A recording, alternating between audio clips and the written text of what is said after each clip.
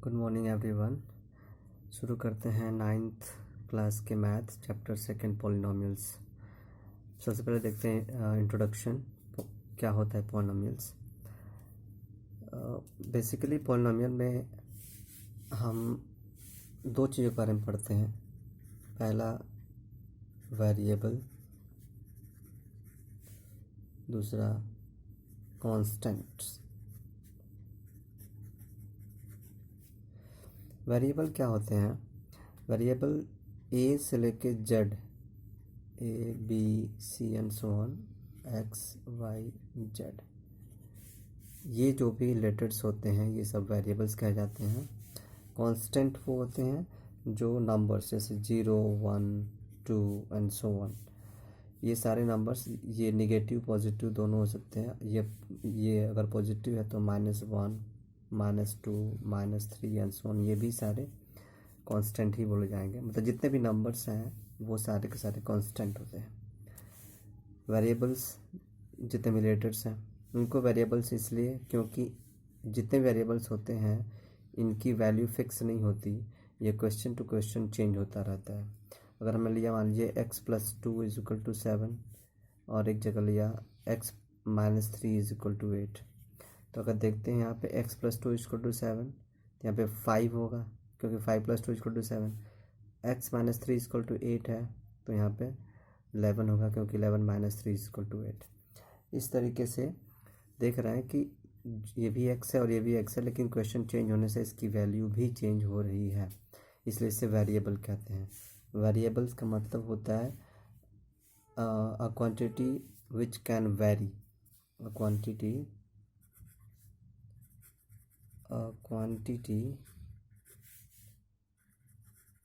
which can vary। इसका मतलब कि ऐसी कोई भी क्वांटिटी जिसकी वैल्यू हमेशा वेरी करती है, चेंज होती रहती है, होती है वेरिएबल्स। ओके, अब देखते हैं क्या होता है। तो वेरिएबल्स और कांस्टेंट, इन दोनों को मिला के जो एक फॉर्मेट, जो एक ग्रुप बनता है उसी को हम बोलते हैं पॉलिनोमियल्स। जस्ट लाइक कह सकते हैं 2x + 5y - 3, ये एक पॉलिनोमियल है। ऐसे ही 3x² - 2 सो ऑन, ऐसे जो भी हम देख रहे हैं इसमें वेरिएबल एंड कांस्टेंट है, इन सब को मिला के एक जो फॉर्मेट, जो ग्रुप बनता है उसी को हम बोलते हैं पॉलिनोमियल्स। ओके, अब देखते हैं अगला जो टॉपिक है हमारा, polynomials in one variable. Means एक ऐसी पॉलिनोमियल जिसमें वन वेरिएबल मीन्स केवल एक वेरिएबल हो। देखते हैं इसका डेफिनेशन क्या है इसमें। all the algebraic expressions which have only one variable and have only whole numbers as the exponents of variable are called polynomials in one variable।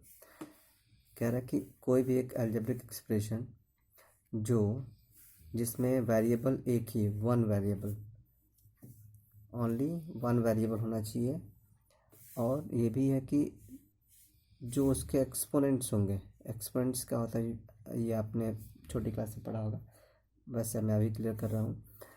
Exponents whole number होते हैं। अभी देखते हैं क्या होते हैं ये।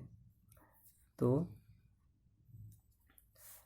वेरिएबल वन होना चाहिए, मतलब ए से लेके जेड के बीच में कोई भी एक लेटर होना चाहिए बस।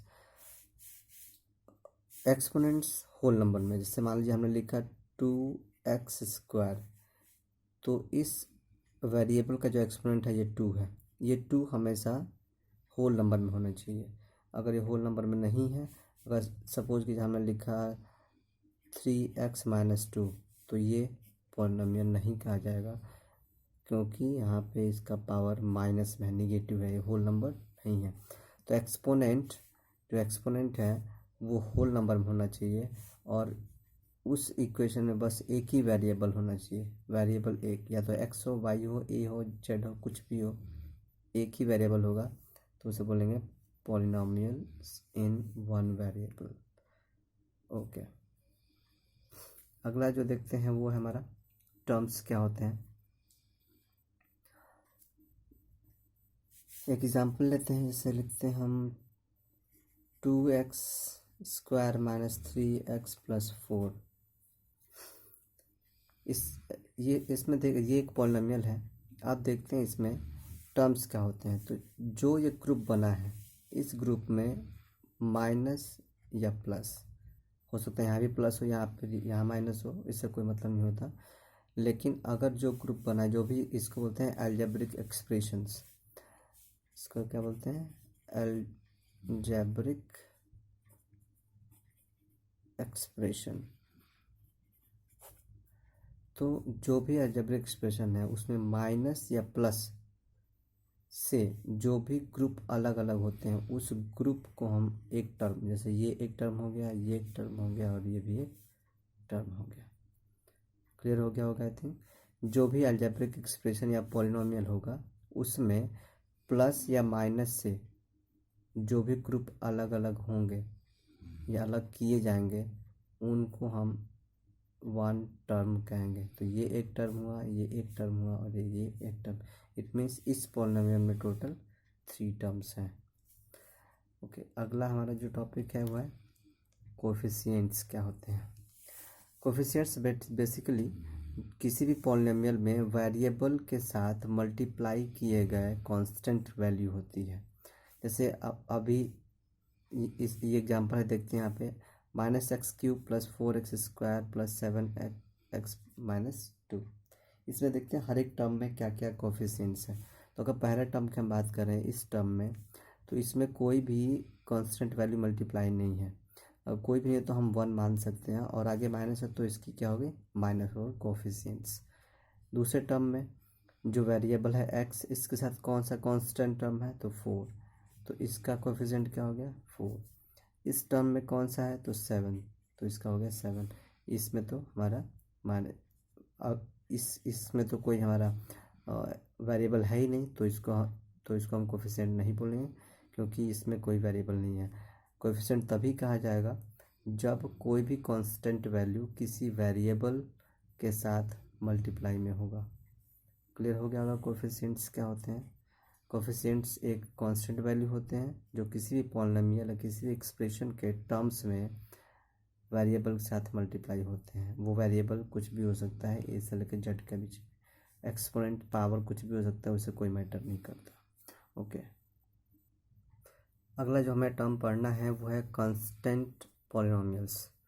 कांस्टेंट पॉलिनोमियल्स क्या होते हैं, ऐसे पॉलिनोमियल जिसमें वेरिएबल नहीं दिखते हैं। जैसे मान लीजिए हमने लिखा 2, तो अब ये एक पॉलिनोमियल है कि नहीं, क्योंकि हमने तो पढ़ा है कि पॉलिनोमियल में वेरिएबल भी होते हैं, कांस्टेंट भी होते हैं। एक फार्मूला होता है x⁻0 = 1। इसको कहीं कहीं पे n⁻0 = 1 भी देखने को मिलता है। इट मीन्स अगर किसी भी नंबर के ऊपर पावर 0 होगा, उसकी वैल्यू 1 हो जाएगी। अब इस 2 को क्या हम ऐसा लिख सकते हैं कि 2x⁻0, और हमें पता है कि वेरिएबल पे जो एक्सपोनेंट होना चाहिए होल नंबर, और 0 एक होल नंबर है। इस तरीके से देखा जाए तो ये भी एक पॉलिनोमियल है 1 वेरिएबल का। अब इसका पावर चूँकि 0 है, तो 0 होने की वजह से इसकी वैल्यू क्या हो गई, 1। x⁻0 = 1, और 2 में अगर 1 से मल्टीप्लाई करेंगे तो फिर 2, यानी हमारा यही वैल्यू आ गई। इस तरीके से हम देख रहे हैं कि कांस्टेंट पॉलिनोमियल्स वो होते हैं जिसमें कोई भी वेरिएबल मल्टीप्लाइड नहीं होते हैं। वो वैसे अगर हम उसको ब्रेक करके देखें तो वो बस इसलिए नहीं होते क्योंकि उसका पावर 0 होता है, इसलिए वो नहीं दिखते हैं। क्योंकि किसी भी नंबर का पावर 0 करते हैं तो 1 हो जाएगा। तो हम अगर कोई भी कांस्टेंट वैल्यू अगर 5 लेते हैं तो ये भी एक कांस्टेंट पॉलिनोमियल है, क्योंकि इसके साथ हम अगर a लिख के 0 करें तो इसकी वैल्यू भी 5 ही आएगी। इसका मतलब यहाँ पे वेरिएबल भी है, लेकिन ये 0 की इस पावर 0 की वजह से इसकी वैल्यू 1 हो गई, इसलिए ओनली 5 हम लिखते हैं।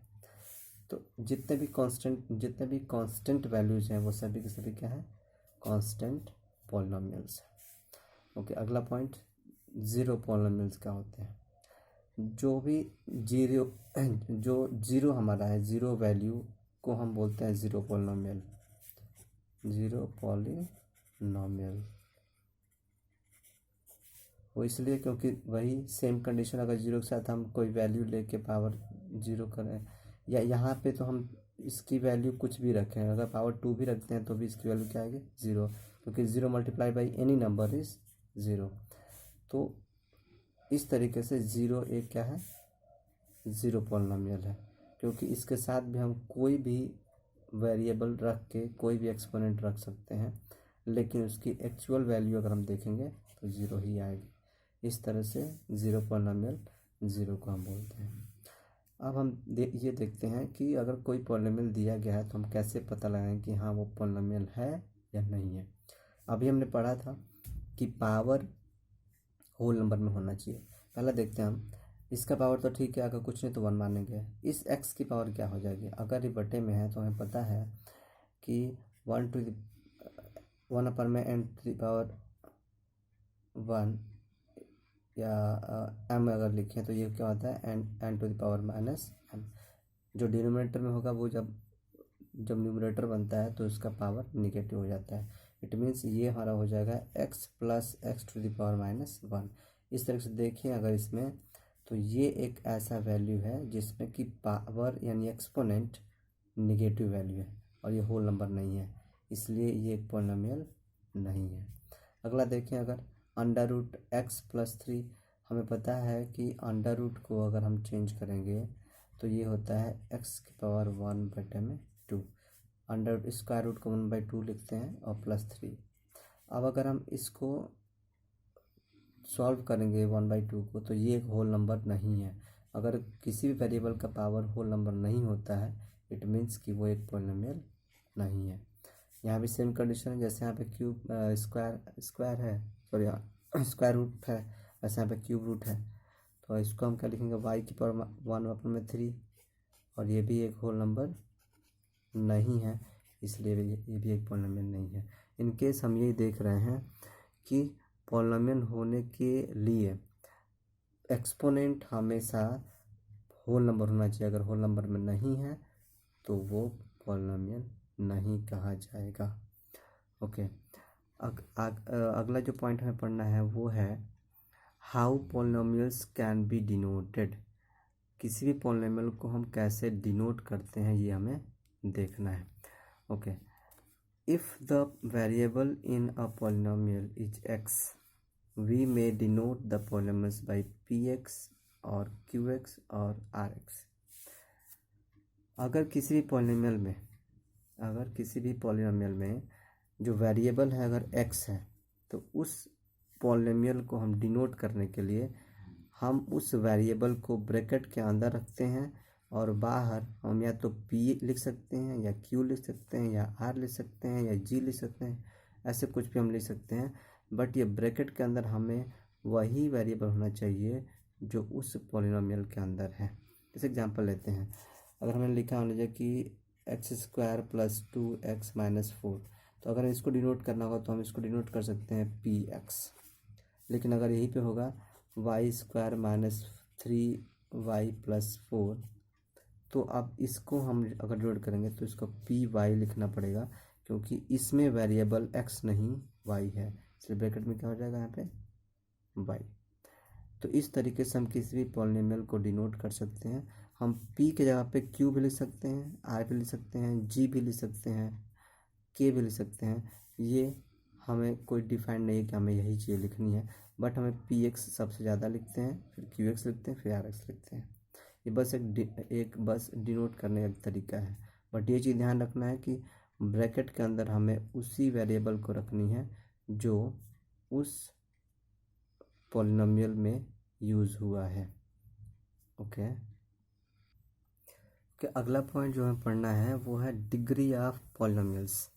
वे डिग्री ऑफ पॉलिनॉमियल्स क्या होते हैं, the highest power of the variable in the polynomials known as the degree of polynomials. Means किसी भी पॉलिनॉमियल्स में जो वेरिएबल हुए हैं उस वेरिएबल का जो सबसे हाईएस्ट पावर होगा वही उसका डिग्री ऑफ पॉलिनॉमियल्स। जैसे एग्जांपल लेते हैं, अगर हम two X square minus four, three X cube minus X plus two X square plus four, हम ये भी लिख सकते हैं मान लीजिए minus X plus X square minus 2 plus X की पावर 4।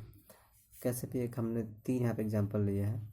अब देखिए इस वाले पॉलिनोमियल में जो वेरिएबल है वो एक्स है, इस वेरिएबल का जो पावर है 2, तो इसका हम क्या बोलेंगे, degree of polynomial, degree of polynomial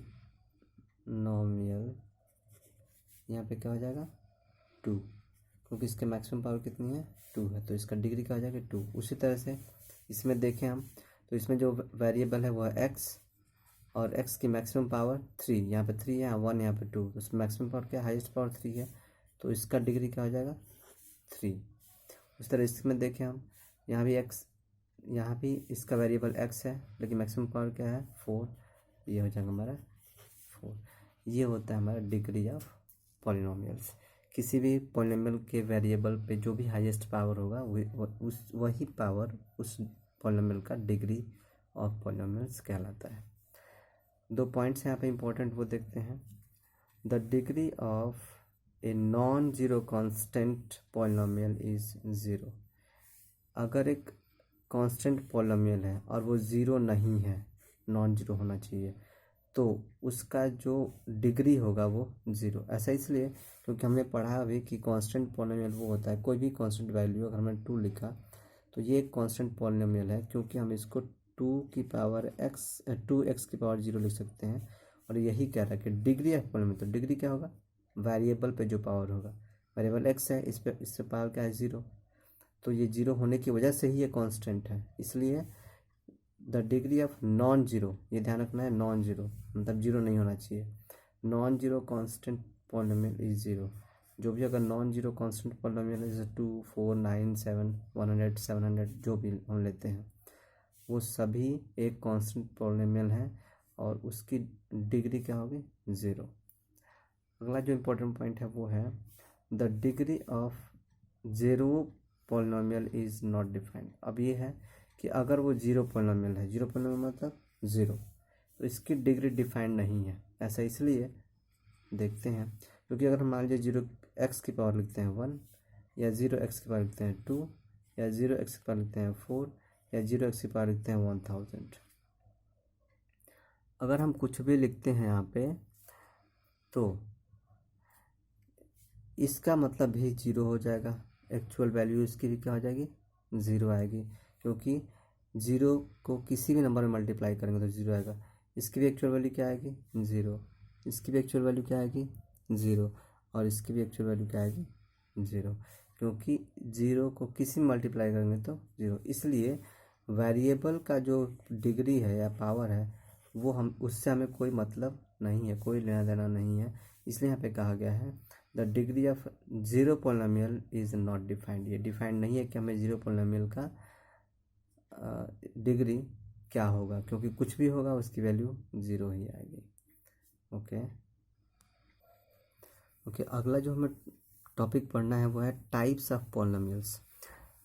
basically polynomials को हम 2 आधारों पे, 2 बेसिस पे डिवाइड करते हैं, क्लासीफाई किया गया है। पहला है on the basis of terms.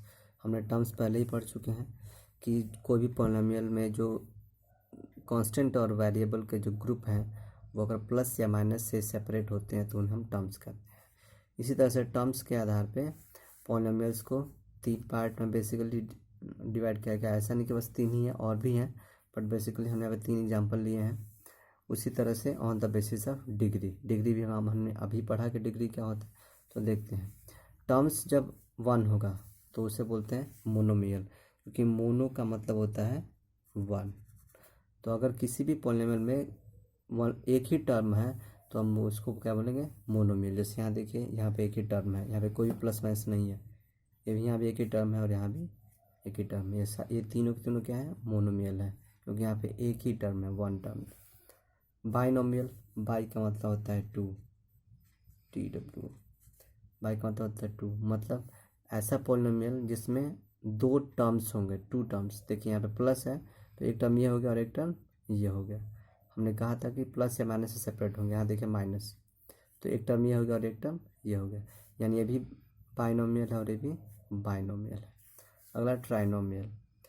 Trinomial में 3 टर्म्स होते हैं, जैसा भी हमने पढ़ा, मोनो में 1 होते हैं, बाई में 2 और वैसे ट्राई में 3 टर्म्स। देखिए यहाँ प्लस है, यहाँ प्लस है, तो एक पार्ट हमारा ये हुआ, एक पार्ट ये हुआ और एक पार्ट ये भी एक टर्म है, ये भी एक टर्म है और ये भी एक टर्म है। जब इस देखेंगे किसी पॉलिनोमियल में 3 टर्म होंगे, 3 टर्म्स, तो उसको बोलते हैं ट्राइनोमियल। ये भी एक ट्राइनोमियल है। ओके, अब हम देखते हैं on the basis of degree. Degree के आधार पे पॉलिनोमियल को कितने पार्ट्स में डिवाइड किया गया है। तो डिग्री के आधार पे बेसिकली 10th लेवल तक 3 पार्ट्स में डिवाइड किए गए हैं। इससे आगे जाएंगे तो और भी पढ़ेंगे। लीनियर, इसको बोलते हैं linear polynomial, quadratic polynomial and cubic. Linear का मतलब कि वो पॉलिनोमियल जिसमें वेरिएबल का पावर 1 या कुछ नहीं होता है, कुछ नहीं होता तो वहाँ पे 1 हम मानते हैं। तो अगर ऐसा लिखा है तो यहाँ पे पावर कुछ दिख नहीं रहा है, लेकिन यहाँ पे 1 माना जाएगा। तो जब भी किसी भी पॉलिनोमियल का डिग्री ऑफ पॉलिनोमियल में हाईएस्ट पावर 1 होगा तो उसे हम बोलेंगे लीनियर पॉलिनोमियल। वैसे ही जब 2 होगा हाईएस्ट तो हम उसे बोलते हैं क्वाड्रेटिक। देखिए यहाँ भी 2 है और यहाँ भी 2 है मैक्सिमम, यहाँ 1 भी है बट मैक्सिमम 2 है, इसलिए हम इसको बोलते हैं क्वाड्रेटिक। थर्ड वन है क्यूबिक पॉलिनोमियल। क्यूबिक में जैसे क्वाड्रेटिक में पावर 2 होता है वैसे ही क्यूबिक में पावर 3। अगर ये पावर 3 है, टर्म्स 1 है 2 है 10 से उससे कोई मतलब नहीं होता, बस पावर ध्यान देना है कि पावर एक ही होना चाहिए। अगर यहाँ पे 3 पावर है तो ही ये क्यूबिक होगा, यहाँ भी 3 पावर तो ही क्यूबिक होगा, ये मैक्सिमम 3 है तो ही क्यूबिक होगा। अगर इससे कम या ज़्यादा पावर का होगा तो फिर वो उसका नाम चेंज हो जाएगा। Okay, that's all, thank you.